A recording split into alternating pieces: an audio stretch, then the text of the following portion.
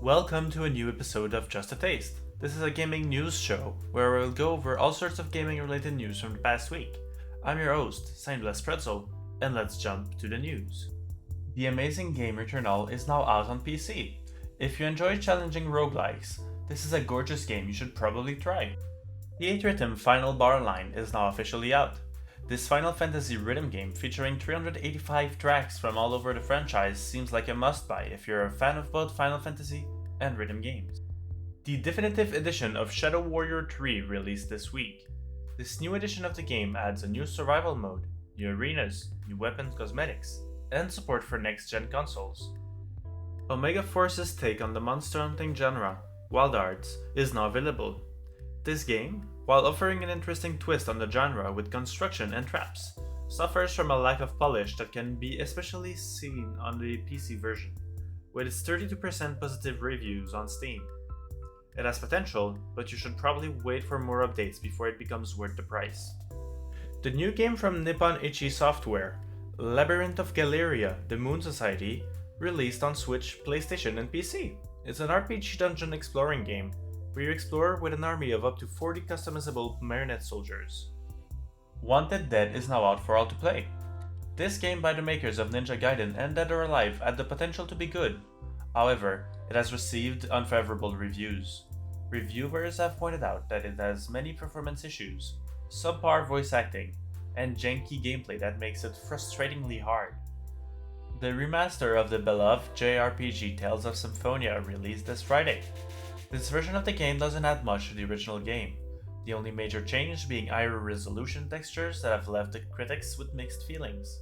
This is a game you should probably only play if you've never experienced the original, or if you're feeling nostalgic for it.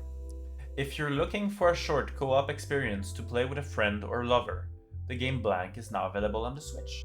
To celebrate Valentine's Day, the dungeon crawler dating sim hybrid Boyfriend Dungeon was released on the PS5. This is a game about dating a very diverse cast of people that can turn into weapons.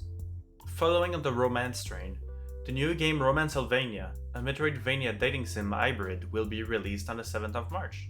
This game has you playing as the vampire Drac, who has been recruited into a dating show hosted by the Grim Reaper, where you need to romance, befriend, or eliminate a cast of 12 supernatural contestants.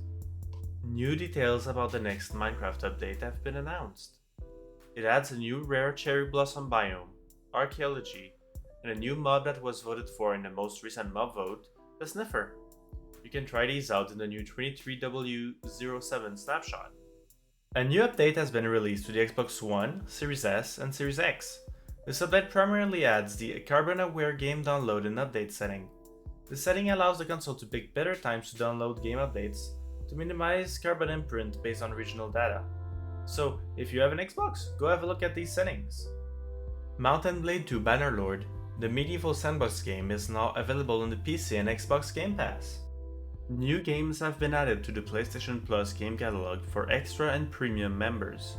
They include a lot of great games, such as Horizon Forbidden West, Borderlands 3, and The Quarry.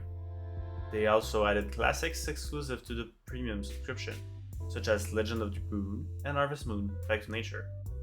This is just a taste of the games offered, but the full list is in the description below. The intense psychological game The Wreck was announced for a March 14th release date. This game is about exploring past memories during a car crash, and then using the lessons learned in them in order to change the past and get over the fears that led the main characters Junon to that point. Riot Forge games for 2023 and their estimated release dates have been announced. First off, by the developers of Moonlighter, the game Mage Seeker is slated for release this spring. It is a gritty action RPG themed around the character Silas. Next up will be a 2D action platformer starring the time-manipulating teen, Echo.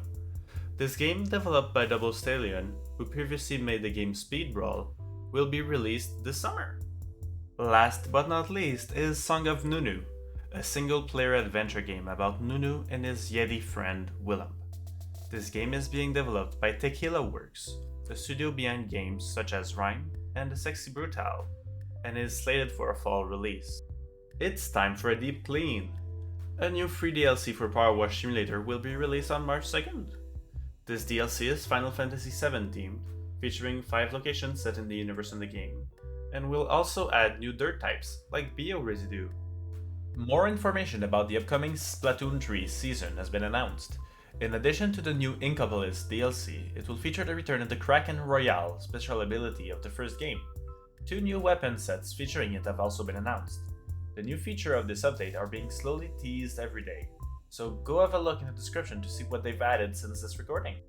A new player test build for Dead by Daylight is available. This update introduces 2 new survivors, Talita Lyra and Renato Lyra, and a new killer, the Skull Merchant.